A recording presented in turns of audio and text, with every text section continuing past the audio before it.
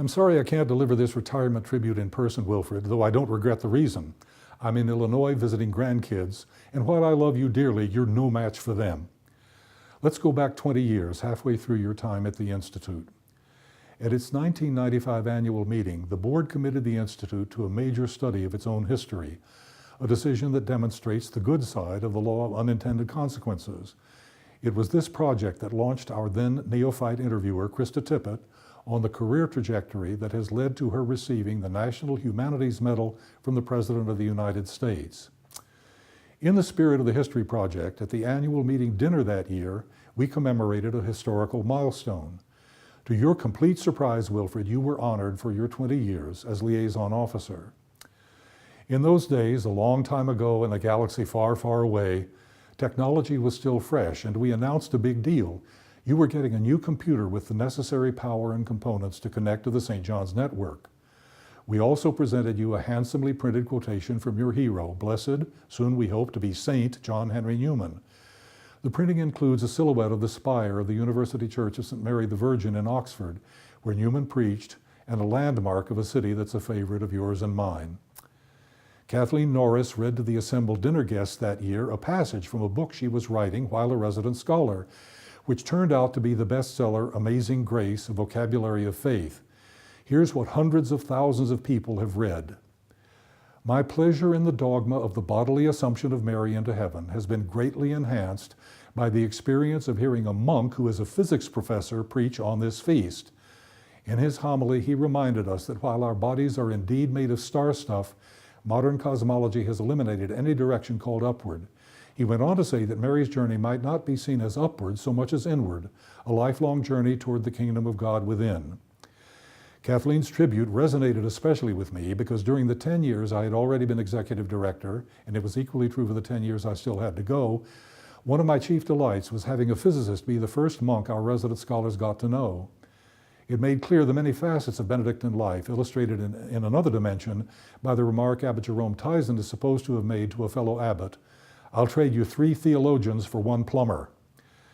We didn't know back then in 1995, another century, even another millennium, that a celebration called Wilfred Tyson the first 20 years would be echoed in 2015 by one called Wilfred Tyson the full 40 years. That's not as long as John Gallardi coached St. John's football, but it does match Moses leading the Israelites through the wilderness. In any case, it's a good long while and warrants a look back at how the story started.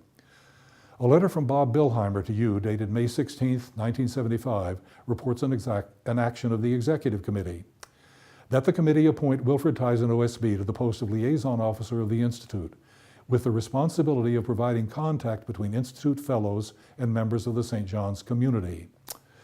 In those days, what we now call resident scholars were known as fellows. It is further noted in Bob's letter that the appointment, quote, will be reviewed by both parties at the end of 1 year, close quote. The job description includes the following 3 provisions.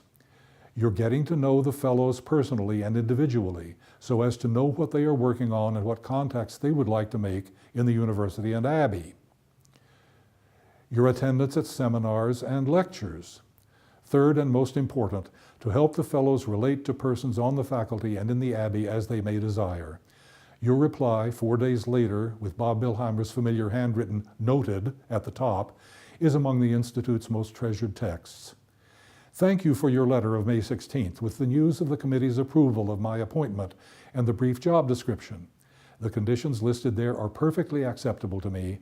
I think it will be enjoyable and rewarding for me personally to live with the fellows, and I'm looking forward to the opportunity.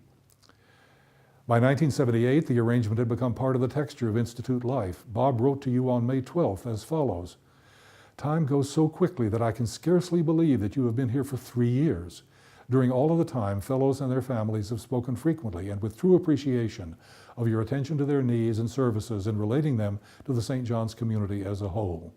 Thus, I am delighted that you will continue to do these things for both the Institute and the community, keeping us here well within the orbit of the beneficent Benedictine presence. In 1995, we celebrated what had begun 20 years earlier, was confirmed a year later, and had become a tradition within 3 years. At that point, you had been the beneficent Benedictine presence for 71% of the Institute's life, 20 of its 28 years. By now, you have been that face of the tradition for 83% of its life, 40 of its 48 years. But that's statistics. A monastery is a place, but it is also a collection of stories. Lots of Wilfrid ones have accumulated over these 4 decades, and our dear colleague, Sister Dolores Shu, has provided some choice examples. St. Benedict in his rules says that wine is entirely unsuitable as a drink for monks, but in our day they cannot all be brought to accept this. True both to the ideal and to the reality, you would surreptitiously sneak a couple of bottles of good wine onto the table at Institute potlucks. And at those potlucks, people knew it was best to bring almost anything, but especially desserts, in a round pan so that portions could be cut in the shape of a pie. It was common knowledge that Wilfrid eats anything that looks like pie. Dolores could almost set her clock by your going to and returning from the Abbey each day. Your bike was a fixture at the Institute entrance. You rode it to morning prayer during the dark winter months and back to the Institute after evening prayer or earlier if there was a seminar or social event. You rode that bike even if it was raining, snowing, or the mosquitoes were about to eat you alive. You love God's creatures, great and small. A homemade bird feeder always hung outside your office window. You were especially excited whenever a pileated woodpecker started hammering away. Both Dolores and I suspect that there have been many children at the Institute who've maintained a lifelong love of birds that they inherited from you. And I'll add 2 more true stories. You make an indelible impression on people. My younger son is named Brendan Wilfrid, and a former resident scholar registered her Airedale Terrier as St. Benedict's Wilfrid. What does Wilfrid and the Institute add up to? You have helped keep 3 executive directors in line and on task. I certainly second Bob Bilheimer's motion in that 1978 letter I quoted from earlier, and I'll bet Don does too. You have given us a good sense of security and feeling that all is well handled by your presence at the Institute and by your watching over our needs for liaison with the community as a whole. You've been a remarkably consistent model of Benedictine stability. Golf, research into medieval science, effective teaching, more golf, trips to London to check footnotes, faithful attendance at the Liturgy of the Hours and the Liturgy of St. John's Football, more golf, regular contributor of pithy letters to the St. Cloud Times, reminding readers that there was a Second Vatican Council. Benedict says that the monk is to prefer nothing to Christ. In your case, Christ has had to work hard to stay ahead of Johnny Football. Earlier this month, the team played their opening game of the season, which they won 45-9, in honor of your 86th birthday. We don't have that big a crowd to celebrate you tonight, but please know that if everyone who is grateful for what you've meant to them through your work at the Institute were here, the stadium would be packed. My remarks in 1995 concluded, these 20 years are only the beginning. That's the sort of thing people say on such occasions. Seldom do they turn out to be as true as those words did. And finally, as we Benedictines say, I use the first person because I'm an oblate, in the Latin that you know so well, ut in omnibus glorificator Deus, in everything may God be glorified.